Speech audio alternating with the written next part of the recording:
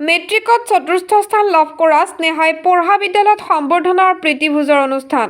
সৰুপথাৰৰ নাহৰণি অঞ্চলত 1990 চনত প্ৰতিষ্ঠা হোৱা দয়ানন্দ বিদ্যানিকেতন বিদ্যালয়ৰ আৰম্ভণিৰে পৰা পঢ়া শুনাৰ ক্ষেত্ৰত এক সুনাম আছে।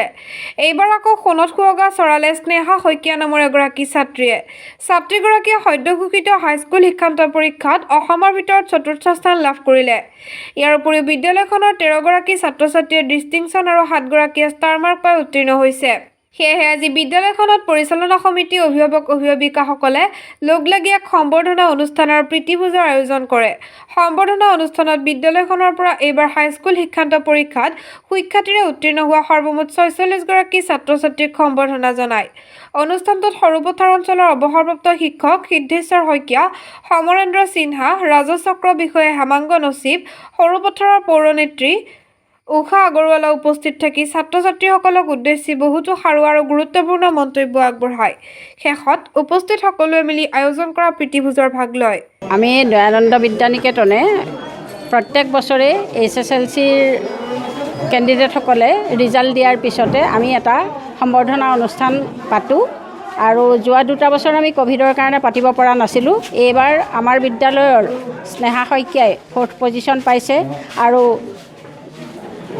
সকলোতকৈ সুখৰ বিষয় যে এই বছৰ আমাৰ ছাত্ৰ ছাত্ৰীসকলৰ ফলাফল যথেষ্ট উন্নত, আগৰ কেইবছৰতকৈও। ডিষ্টিংশ্যন, ষ্টাৰ সৰহসংখ্যক ছাত্ৰ ছাত্ৰীয়ে পাইছে। ফাৰ্ষ্ট ডিভিজন বেছি ষ্টুডেণ্টে পাইছে আৰু সেইকাৰণে এইবাৰ সকলো উৎফুল্লিত হৈ পৰিছে। এই SSLC পাছ কৰা ছাত্ৰ ছাত্ৰীসকলৰ অভিভাৱকসকলে লগ খাই আজি এটা প্ৰীতিভোজৰ আয়োজন কৰিছে। ছাত্ৰ ছাত্ৰী, অভিভাৱক, মেনেজিং কমিটি আৰু সকলো নিমন্ত্ৰিত অতিথি আজি এই আহাৰ গ্ৰহণ কৰি যাব। ধন্যবাদ। আমি আজি 46 গৰাকী ছাত্ৰ ছাত্ৰীক সম্বৰ্ধনা জনালোঁ। নহয়, 31 গৰাকীয়ে ফাৰ্ষ্ট ডিভিজন, তাৰে আছিলে স্নেহা শইকীয়াই 4ৰ্থ স্থান লাভ কৰিছে আৰু বাকী 13 গৰাকীয়ে ডিষ্টিংশ্যন পাইছে, 7 গৰাকীয়ে ষ্টাৰ পাইছে আৰু বাকীখিনি 31 গৰাকীৰ বাকীখিনি ফাৰ্ষ্ট ডিভিজন। সৰহসংখ্যক আৰু এটা সৌভাগ্যৰ বিষয় যে আমাৰ বিদ্যালয়ত এডভান্স মেথমেটিক্স বিষয়টো আছে।